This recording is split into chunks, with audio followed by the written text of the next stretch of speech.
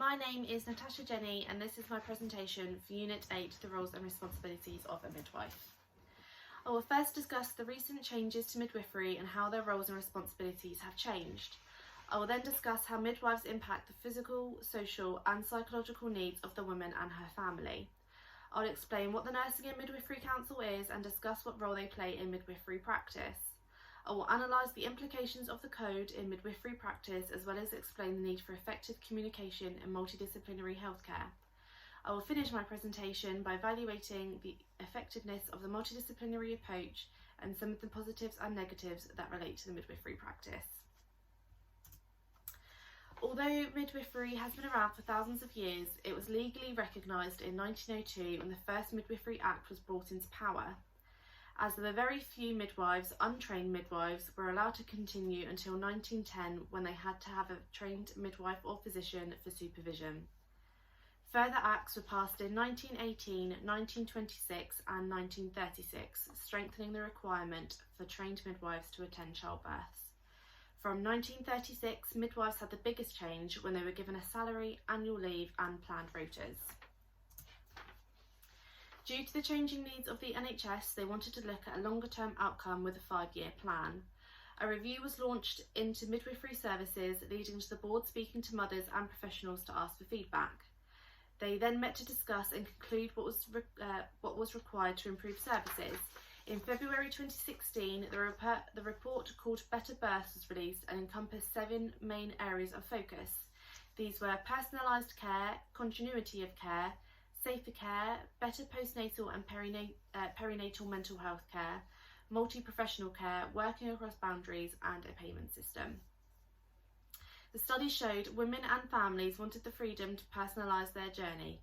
This means accessing unbiased information to allow them to create a plan with their midwife or care provider that they feel comfortable with. All risks and dangers should be voiced as well as benefits to allow the mother to make an informed decision of her childbirth experience.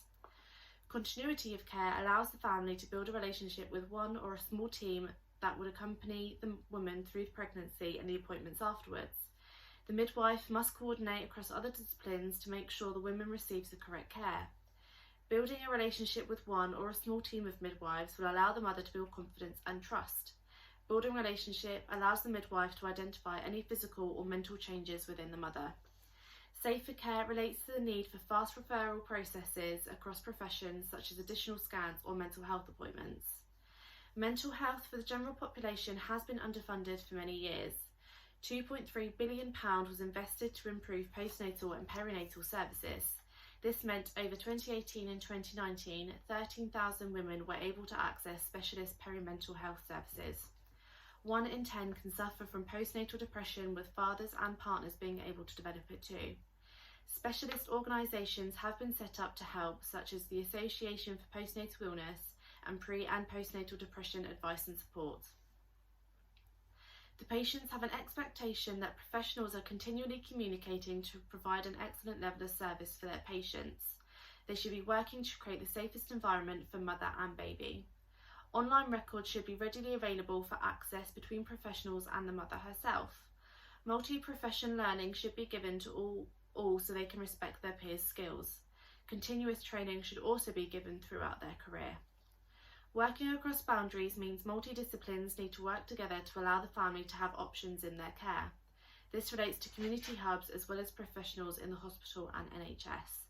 Learning outcomes and best practices should be shared across the country to help local maternity services. The last area of focus is a payment system. It is important that the money attached to the pregnancy follows the family as closely as possible and incentivises the highest level of care. This also means the same level of care is given to all families across backgrounds, regardless of age, sexual orientation, race or wealth. In 2017, as part of the Saving Babies programme, the NHS set a goal to halve stillbirths, neonatal and maternal fatalities.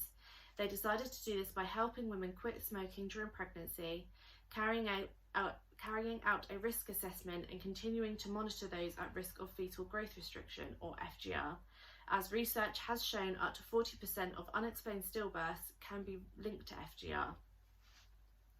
It has also raised awareness of reduced fetal movements and the importance of fetal monitoring during labour. Leaflets have been created and are given to women during their midwife appointments. This details suggestions on how to record their baby's movements and how to contact their triage service or midwife should they feel movements have decreased. The 2020 Midwifery Delivery Expectations document is in the process of being implemented and details how the government would like midwifery to change in the coming years.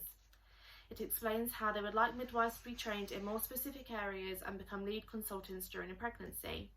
Currently, if the woman has complex needs such as a previous traumatic pregnancy or birth, genetic conditions or current conditions, they will be consultant-led.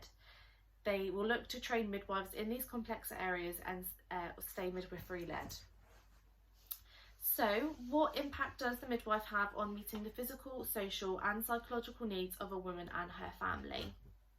As we know, every pregnancy is different, and alongside that, every situation surrounding that pregnancy. It is the responsibility of the midwife to carry out an antenatal risk assessment following the guidelines set by the National Institute for Health and Care Excellence, or NICE. The results of the assessment allows the midwife to decide if the family can stay as a midwife-led pregnancy or whether they will need further assistance. This could be the need for a consultant or mental health assistance. The risk assessment is carried out in the first meeting with the midwife, usually before the 10th week of pregnancy. A wide variety of questions will be asked. A few of these are confirmation of the age of the mother, as geriatric mothers, classed as mothers aged over 40, as well as mothers under the age of 20 are at higher risk of stillbirth. Geriatric mothers are also more likely to have a baby with Down syndrome or have a premature delivery. If the mother has had previous trauma such as previous stillbirths or miscarriages, a caesarean section, also known as a C-section, or hemorrhaging, they should be recommended a birth in hospital for their own safety. Women who have previously suffered the tragedy of a stillbirth or miscarriage are more likely to suffer this again and will need to be closely monitored. Postpartum hemorrhaging is when the mother loses a large amount of blood after childbirth. It is generally split into primary and secondary hemorrhaging. Primary relates to vaginal bleeding within the first 24 hours after childbirth. It is often considered hemorrhaging if over 500 millilitres is lost. Secondary relates to bleeding anywhere between 24 hours and 12 weeks. Due to the amount of blood lost, generally it is considered an emergency and will need to be given a blood transfusion as well as medication. All contributing factors will be discussed between the mother and consultant, with both facts and feelings being considered when making her birthing plan. Questions surrounding any genetic conditions will be asked, and testing is available for this should the parents wish to have this carried out. Twin or multiple pregnancies are classed as high risk as they can coincide with a higher chance of complications such as gestational diabetes, preeclampsia or anemia. Due to the higher chance of low-weighted babies and early labour, mothers with a multiple pregnancy will be offered additional scans. Blood and urine tests will be conducted at midwife's appointments, as many conditions can develop during pregnancy. Preeclampsia and gestational diabetes are an example of this. Preeclampsia is exhibited by high blood pressure and protein in the urine. If not monitored, it can lead to fluid retention, headaches, and in severe cases, seizures. During pregnancy, midwives will discuss with the mother her desires for childbirth. During this time, midwives will encourage mothers and partners to voice any concerns and ask any questions they may have surrounding childbirth. During this discussion, the midwife will explain what pain relief is available, who she would like at the birth, where the mother would like to give birth, in a birthing pool or at home for example, and what can happen in a case of emergency, explaining the need for an emergency C-section.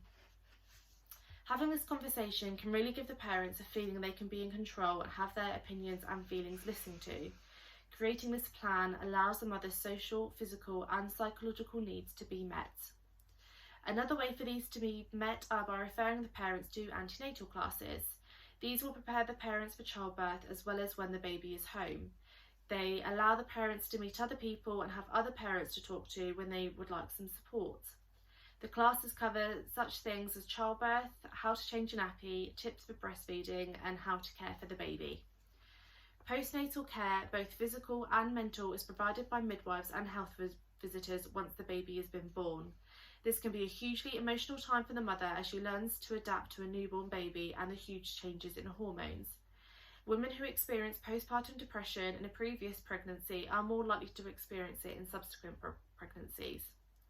The midwife should closely monitor the mother to pick up early warning signs. They can help put preventative measures in place rather than have the depression develop.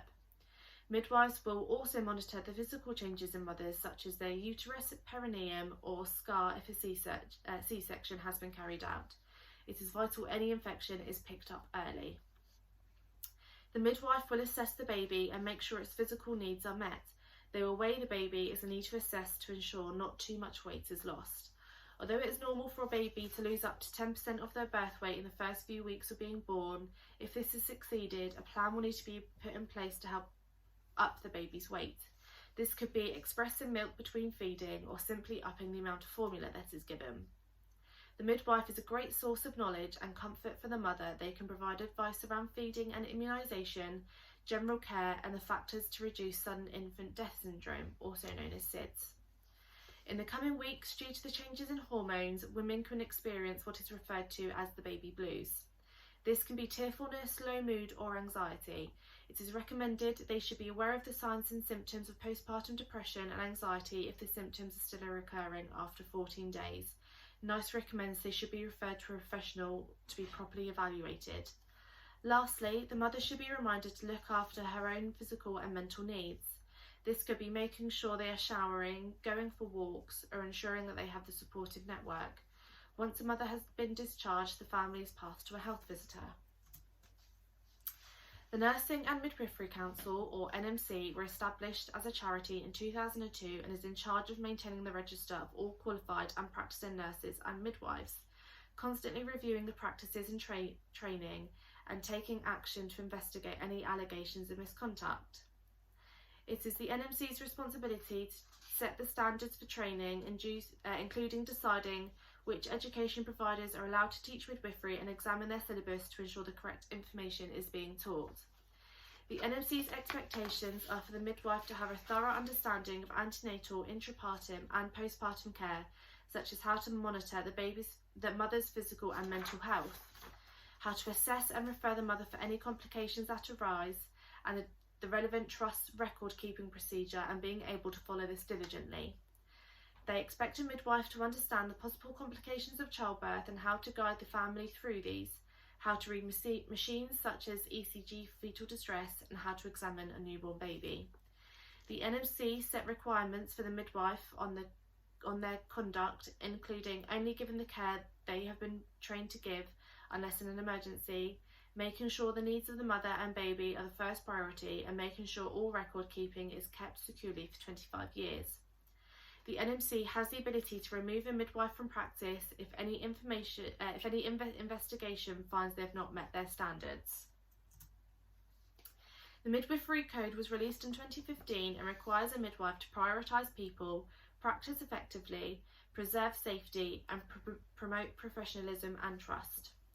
Prioritising people means advocating for the mother and family's wishes, making sure all of their needs are met, treating all individuals with respect and allowing them their right to privacy. This can be displayed by giving impartial advice while discussing the birthing plan, but ultimately allowing the mother to make her own choices, supporting them with their well-being and allowing the mother's information to be made private if she doesn't want other professionals to know certain information. Practicing effectively is demonstrated by always working with the evidence that is available, follow-on guidelines on how records must be kept, and great communication, i.e. sharing knowledge and information with colleagues, other health professionals and families. Preserving safety is of the utmost importance, and the NMC's code details this as recognising your own limits and not working past them, immediately alerting the relevant department if you feel someone is at risk, only prescribing medication you have been legally able to prescribe, and always helping without delay if someone is in an emergency situation. As previously stated, it is important midwives are able to identify if a mother is vulnerable and alerting the authority should she feel the mother needs additional care. Again, the midwife should always act in an emergency situation to her limits and not put the patient in danger by practicing something she hasn't been taught. The midwife should ensure she is using gloves or has good hygiene when having to touch the patient or baby to reduce the chance of infection. Fulfilling registration requirements, complying with the code, being cooperative with the NMC should a complaint be made, and maintaining your reputation all reflect the last code of promoting professionalism and trust. The NHS data model and dictionary describes a multidisciplinary team as a care professional team and a group of professionals from one or more clinical disciplines who together make decisions regarding recommended treatment of individual patients. In terms of midwifery, this may involve doctors, nurses, midwives, or health visitors. The key to good communication is conversing with clear and concise information. Should a member of the team receive incorrect information, this could reflect in their decision making and result in the patient receiving the incorrect medication or treatment. This can sometimes be challenging as different teams may use different language or have different personalities, but ensuring the correct information has been relayed to the wider team could be the difference between life and death. 2.1 of the code says midwives must work in partnership with people to make sure you deliver care effectively. Working and learning how other professions work is a great part of working as part of a multidisciplinary. However, there is the potential for miscommunication and personalities to clash. The more experience that is gained, the better you'll become at learning how the different professions work and how you can talk and work with them. Working within consent of the patient is also key. The team must keep the patient's choice for confidentiality unless it is to safeguard the patient, such as a disease that may affect the birth or child. The code also details about making sure the professional always seeks consent, a signature for example, before performing a C-section. Records must also be kept of important conversations between colleagues regarding the patient. Good communication isn't just about talking, it is listening to your colleagues and patients and reading their demeanour. Some patients may be too scared to say what may be happening in their personal life, but you may be able to see in their posture or facial expressions they aren't being completely honest. Shared care protocol is used within the NHS to clearly outline the responsibilities of each member of staff. There are pre-agreed communication methods to help reduce errors. Patient-centred coordinated care requires the team to work with the patients and family to work on an outcome that works for them. The team will sit and talk with the family, listen to their teams and put them into the centre of the outcome. Some of the advantages and disadvantages of using a multidisciplinary team.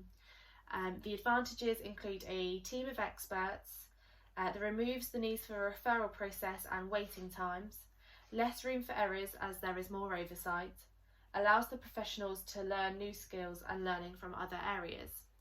Some of the disadvantages include potential for miscommunication, potential for personality clashes, all professions have to be available at the same time for meetings, more potential for documentation to be incorrectly completed or not completed at all, and nurses and midwives may feel uncomfortable questioning a decision made by doctors or consultants. Research showed that ensuring shared precise objectives, working interdependently and meeting regularly makes the team effective, reduce stress and produce a lower turnover of staff. In conclusion, midwifery practice has changed rapidly since 1910 and will continue to do so over the coming years. Focusing on the physical, social and psychological needs of the family should be first priority. The NMC has been a great addition to ensuring all training and ethics within midwifery are level across the board, and the NHS should continue to work as a multidisciplinary team as this benefits the family as well as the team. Thank you for listening.